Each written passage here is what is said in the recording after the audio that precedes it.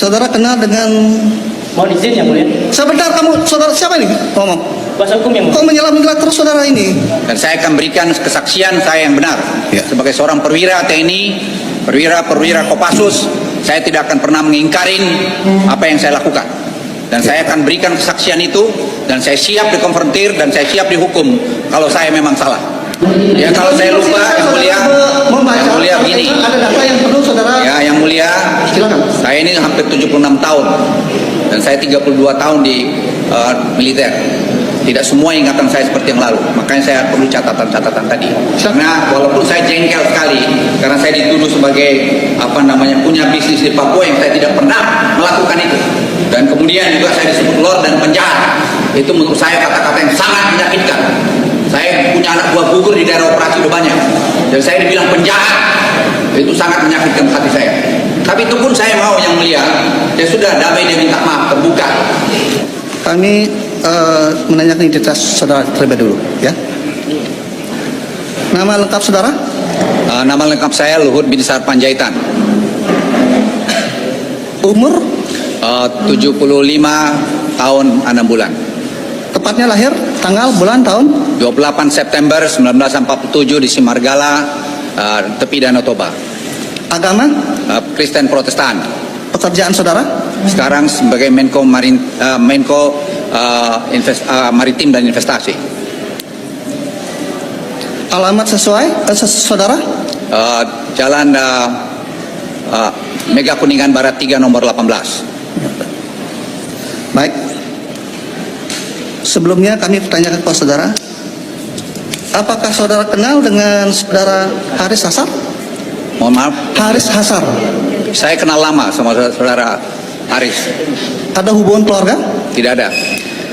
Saudara kenal dengan... Mohon izin yang mulia. Sebentar, kamu saudara siapa ini ngomong? Kuasa hukum yang mulia. Kok menyela-menyela terus saudara ini? Ini masih saya mau Kami minta izin yang mulia. Kami mohon izin. Kami mohon izin yang mulia. Apakah diperkenankan Saudara yang ini, mulia? Apakah diperkenankan? saudara kenal sama Fatia?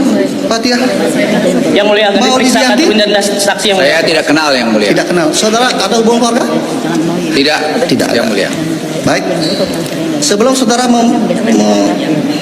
memberikan keterangan selaku saksi di persidangan ini, apakah saudara bersedia disumpah? Bersedia yang mulia. Bersedia. Sesuai dengan agama saudara? Kristen Protestan. Kristen Protestan. Baik. Kami persilakan saudara untuk berdiri untuk mengambil sumpah persidangan.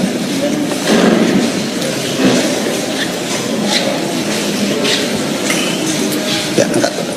Ikuti ya. Saya berjanji sebagai saksi dalam perkara ini akan memberikan keterangan yang sebenarnya, tidak lain dari yang sebenarnya. Semoga Tuhan menolong saya.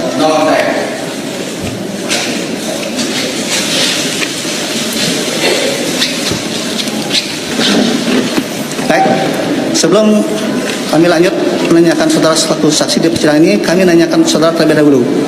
Apakah saudara pernah memberikan keterangan di penyidik? Ya, saya pernah memberikan keterangan pada penyidik.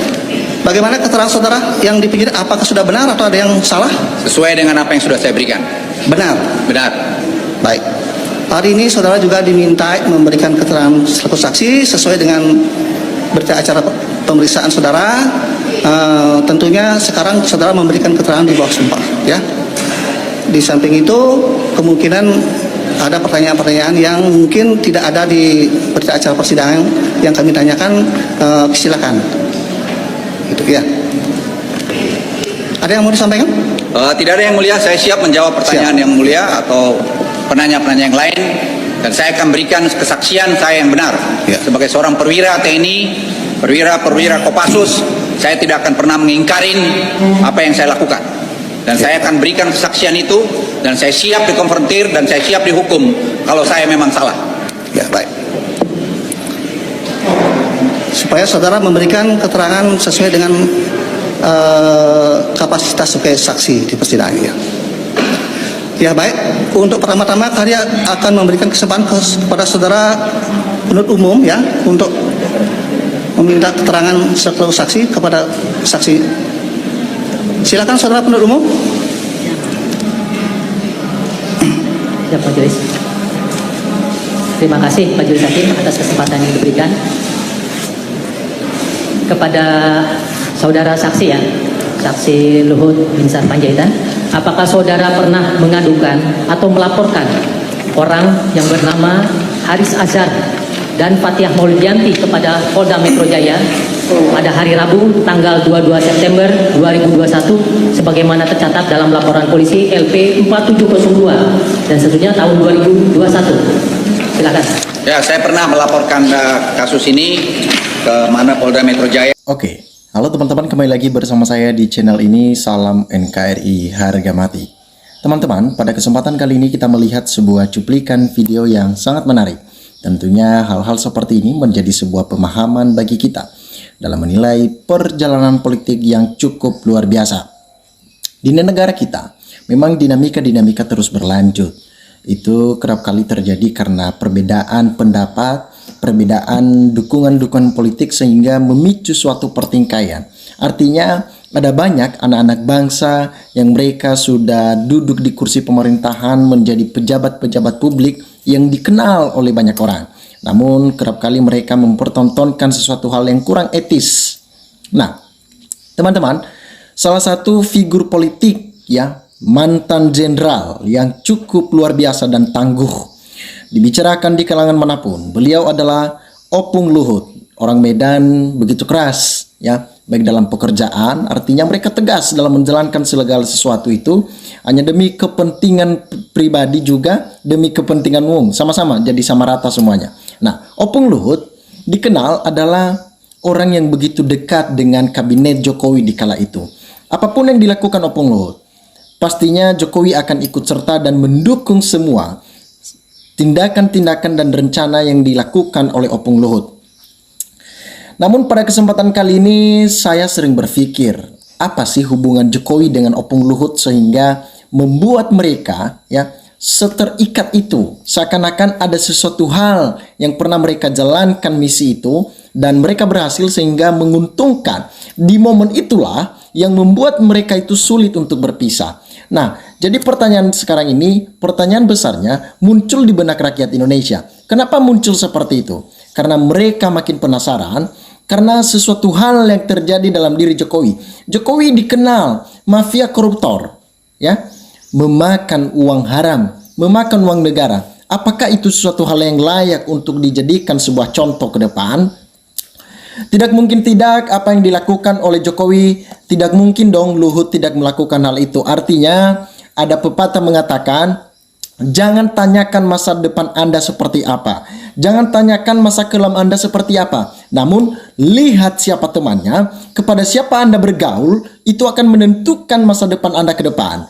Memang benar, kita lihat teman Opung Luhut adalah Joko Widodo. Jika Jokowi melakukan sebuah pelanggaran, bagaimana dengan Opung Luhut? Apakah dia mau menegur ataupun memberikan dukungan supaya Jokowi akan melakukan hal tersebut? Nah, teman-teman, mereka mencatat di sini ya, rakyat Indonesia mendukung upah hakim, usut para koruptor yang mencuri uang rakyat yang bikin miskin rakyat Indonesia.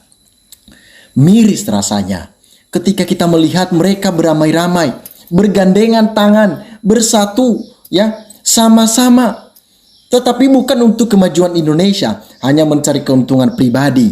Ketika di pengadilan ya, Opung Luhut pucat dalam hal ini. Kenapa? Ditegur oleh hakim. Dia tidak mau, jangan sok keras, jangan sok arogan. Anda bukan siapa-siapa. Ketika Anda menjadi tersangka, ya, maka jujurlah di sana. Para majelis hakim yang akan menentukan bagaimana pembelaan diri itu, apakah sesuatu hal yang nyata, benar-benar terjadi, ataupun cuman sekelas menyampaikan untuk mencari sebuah kebenaran, membenarkan diri sendiri. Tentunya bukan seperti itu caranya.